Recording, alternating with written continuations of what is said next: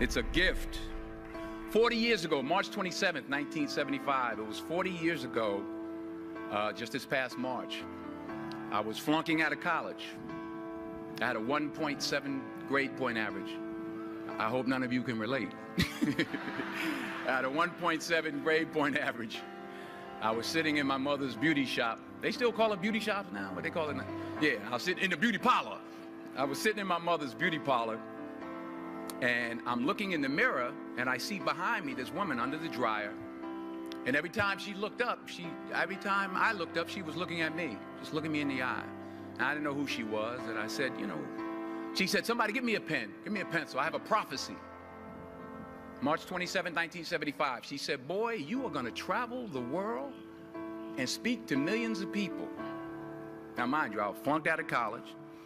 I'm thinking about joining the army. I didn't know what I was gonna do, and she's telling me I'm gonna travel the world and speak to millions of people. Well, I have traveled the world, and I have spoke to millions of people. But that's not the most important thing, the success that I had. The most important thing is that what she taught me and what she told me that day has stayed with me since. I've been protected, I've been directed, I've been corrected. I've kept God in my life, and it's kept me humble. I didn't always stick with him, but he always stuck with me. So stick with him in everything you do. If you think you want to do what you think I've done, then do what I've done and stick with God. Number 2, fail big. That's right. Fail big. Today is the beginning of the rest of your life, and it can be very frightening. It's a new world out there. It's a mean world out there, and you only live once. So do what you feel passionate about. Take chances professionally. Don't be afraid to fail. There's an old IQ test, was 9 dots, and you had to draw 5 lines with a pencil within these 9 dots without lifting the pencil. The only way to do it was to go outside the box. So don't be afraid to go outside the box. Don't be afraid to think outside the box. Don't be afraid to fail big, to dream big. But remember, dreams without goals are just dreams, and they ultimately fuel disappointment. So have dreams, but have goals. Life goals, yearly goals, monthly goals, daily goals. I try to give myself a goal every day. Sometimes it's just to not curse somebody out. Simple goals, but have goals. And understand that to achieve these goals, you must apply discipline and consistency. In order to achieve your goals, you must apply discipline, which you have already done, and consistency every day, not just on Tuesday and miss a few days. You have to work at it every day. You have to plan every day. You've heard the saying, we don't plan to fail, we fail to plan. Hard work works. Working really hard is what successful people do. And in this text, tweet, twerk world that you've grown up in, remember, just because you're doing a lot more doesn't mean you're getting a lot more done. Remember that. Just because you're doing a lot more doesn't mean you're getting a lot more done. Don't confuse movement with progress. My mother told me, she said, yeah, because you can run in place all the time and never get anywhere. So continue to strive, continue to have goals, continue to progress. Number 3, you'll never see a U-Haul behind a hearse. I'll say it again. You'll never see a U-Haul behind a hearse. I don't care how much money you make, you can't take it with you. The Egyptians tried it. They got robbed. That's all they got. You can't take it with you. And it's not how much you have. It's what you do with what you have. We all have different talents. Some of you will be doctors, some lawyers, some scientists, some educators, some nurses, some teachers. Yeah, okay. Some preachers. The most selfish thing you can do in this world is help someone else. Why is it selfish? Because the gratification, the goodness that comes to you, the good feeling that I get from helping others, nothing's better than that. Well, one or two things, but nothing's better than that. Not jewelry, not big house I have, not the cars, but it's the joy. That's where the joy is, in helping others. That's where the success is, in helping others. Finally, I pray that you put your slippers way under the bed tonight, so that when you wake up in the morning, you have to get on your knees to reach them.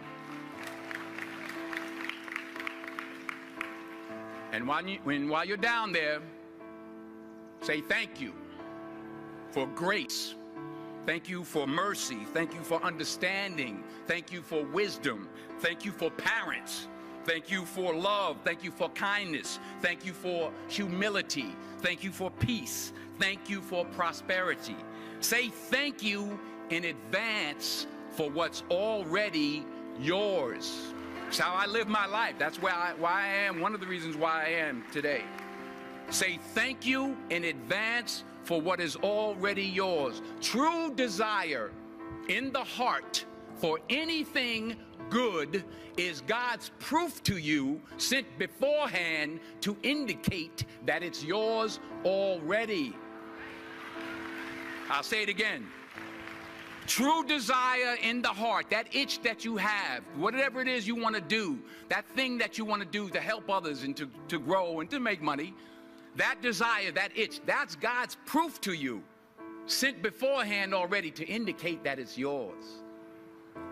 And anything you want good, you can have. So claim it. Work hard to get it. When you get it, reach back. Pull someone else up. Each one, teach one. Don't just aspire to make a living. Aspire to make a difference. So I had to be here. I had to come. Even though I was afraid I might make a fool of myself. In fact, if you really want to know the truth, I had to come exactly because I might make a fool of myself. Now, what am I talking about? Here it is. I found that nothing in life is worthwhile unless you take risks. Nothing. Nelson Mandela said, "There is no passion to be found playing small and settling for a life that's less than the one you're capable of living." Now, I'm sure in your experiences in school and applying to college and picking your major and deciding what you want to do with life, I'm sure people have told you to make sure you have something to fall back on. Make sure you got something to fall back on, honey. But I never understood that concept, having something to fall back on.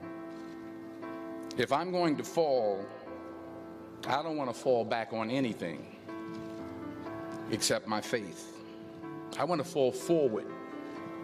I figure at least this way I'll see what I'm going to hit. Fall forward. This is what I mean. Reggie Jackson struck out 2,600 times in his career, the most in the history of baseball. But you don't hear about the strikeouts. People remember the home runs. Fall forward. Thomas Edison conducted 1,000 failed experiments. Did you know that? I didn't know that. Because the 1,001st was the light bulb. Fall forward. Every failed experiment is one step closer to success. You've got to take risks, and I'm sure you've probably heard that before, but I want to talk to you about why that's so important. I got 3 reasons, and you can pick up your iPhones. First, you will fail at some point in your life. Accept it. You will lose. You will embarrass yourself. You will suck at something. There's no doubt about it. And I know that's probably not a traditional message for a graduation ceremony, but hey, I'm telling you, embrace it, because it's inevitable. And I should know. In the acting business, you fail all the time. Early on in my career, I auditioned for a part in a Broadway musical. Perfect role for me, I thought, except for the fact that I can't sing. So I'm in the wings, I'm about to go on stage, but the guy in front of me, he's singing like Pavarotti. He's just, and he's just going on and on and on, and I'm just shrinking. I'm getting smaller and smaller. So they say, oh, thank you very much, and you'll be hearing from us. So I come out with my little sheet music, and it was Just My Imagination by the Temptations. That's what I came up with. So I hand it to the accompanist, and she looks at it and looks at me and looks out at the director and was like, all right.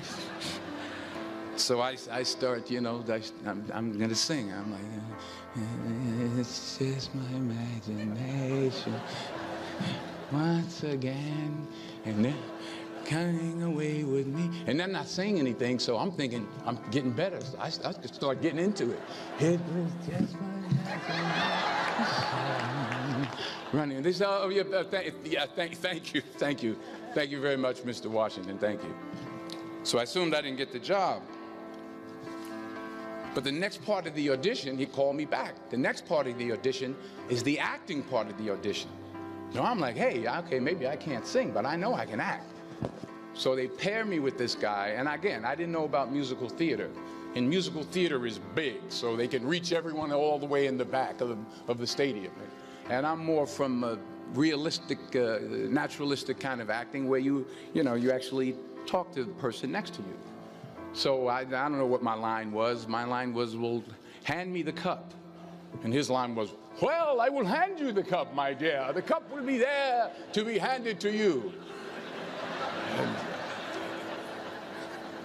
I said, oh, okay.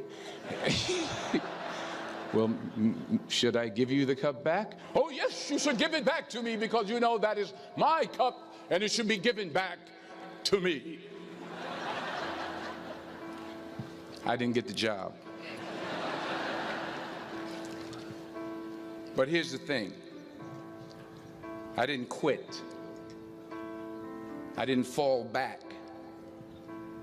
I walked out of there to prepare for the next audition, and the next audition, and the next audition. I prayed. I prayed, and I prayed. But I continued to fail, and fail, and fail. But it didn't matter, because you know what? There's an old saying, you hang around the barbershop long enough, sooner or later you're going to get a haircut. So you will catch a break, and I did catch a break. Last year, I did a play called Fences on Broadway. Someone talked about it. Won the Tony Award. And I didn't have to sing, by the way. But here's the kicker. It was at the Court Theater. It was at the same theater that I failed that first audition 30 years prior.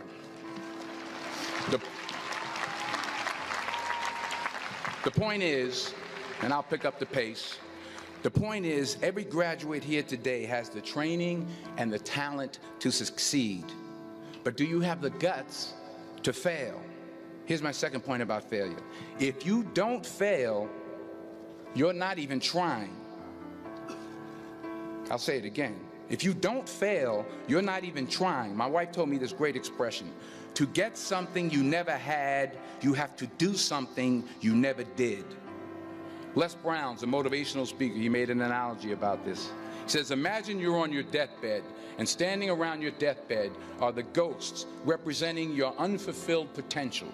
The ghost of the ideas you never acted on, the ghost of the talents you didn't use. And they're standing around your bed, angry, disappointed, and upset. They say, we came to you because you could have brought us to life, they say. And now we have to go to the grave together. So I ask you today, how many ghosts are going to be around your bed when your time comes? You've invested a lot in your education, and people have invested in you. And let me tell you, the world needs your talents, man, does it ever. I just got back from Africa like 2 days ago, so if I'm rambling on, it's because I'm jet lagged. I just got back from South Africa. It's a beautiful country, but there are places there with terrible poverty that need help. And Africa is just the tip of the iceberg. The Middle East needs your help. Japan needs your help. Alabama needs your help. Tennessee needs your help. Louisiana needs your help. Philadelphia needs your help. The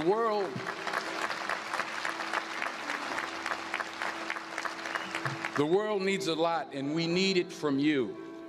We really do. We need it from you young people. I mean, I'm not speaking for the rest of us up here, but I know I'm getting a little grayer. We need it from you, the young people, because remember this. So you got to get out there. You got to give it everything you got, whether it's your time, your talent, your prayers, or your treasures. Because remember this. You will never see a U-Haul behind a hearse.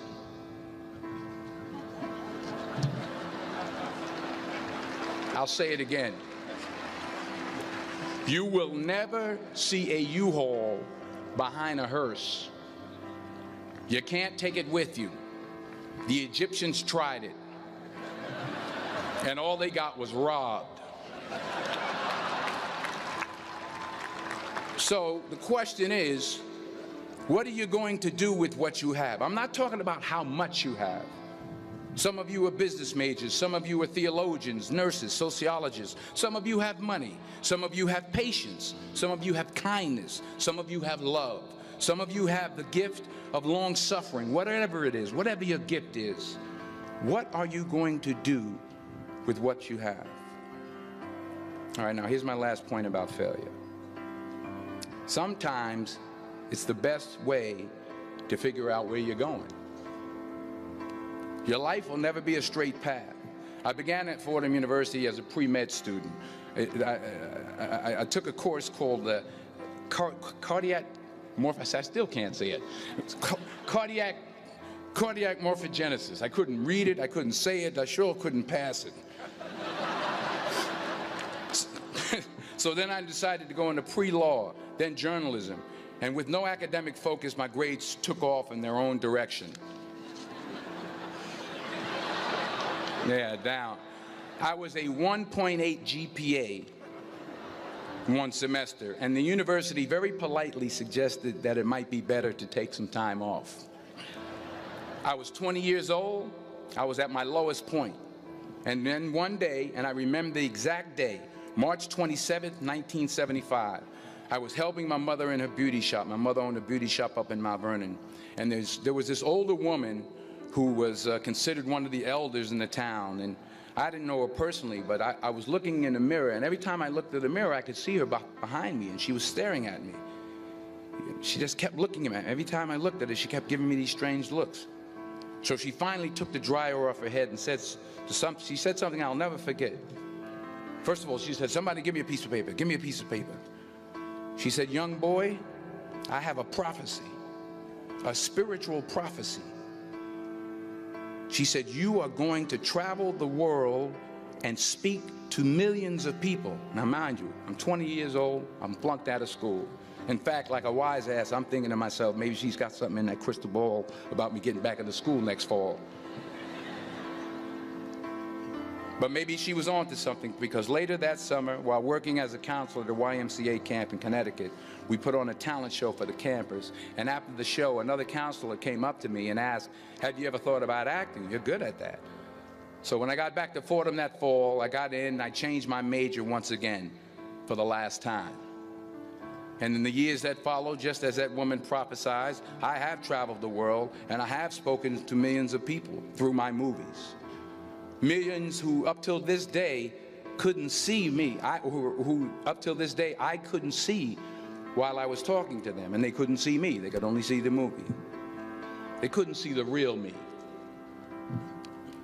But I see you today, and I'm encouraged by what I see. And I'm strengthened by what I see. And I love what I see.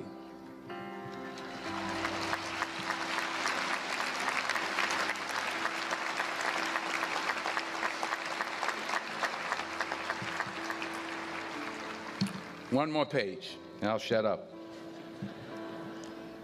Let me conclude with this one final point, and actually the president kind of brought it up. It has to do with the movie Philadelphia. She stole my material. Many years ago, I did this movie called Philadelphia. We filmed some of the scenes right here on campus. Philadelphia came out in 1993. Most of you were probably still in diapers. Some of the professors, too. But that cracked me up. But it was a good movie. Rent it on, what do you call it, Netflix. It's a good movie. Rent it. I get 23 cents every time you rent it, please. Rent it. True. Parents up there, rent it. Netflix, please. Tell your friends, too. It's about a man played by Tom Hanks who's fired from his law firm because he has AIDS. He wants to sue the firm, but no one's willing to represent him until a homophobic ambulance chaser lawyer, played by yours truly, takes on the case. In a way, if you watch the movie, you'll see everything I'm talking about today. You'll see what I mean about taking risk or being willing to fail. Because taking risk is not just about going for a job. It's also about knowing what you know and what you don't know. It's about being open to people and to ideas. In the course of the film, the character I play begins to take small steps, small risks. He very, very, very slowly begins to overcome his fears. And I feel ultimately his heart becomes flooded with love. And I can't think of a better message as we send you off today. To not only take risks, but to be open to life, to accept new views, and to be open to new opinions, to be willing to speak at a commencement at one of the best universities in the country, even though you're scared stiff. While it may be frightening, it will also be rewarding. Because the chances you take, the people you meet, the people you love, the faith that you have, that's what's going to define you. So members of the class of 2011, this is your mission. When you leave the friendly confines of Philly, never be discouraged. Never hold back. Give everything you got. And when you fall throughout life, and remember this, fall forward.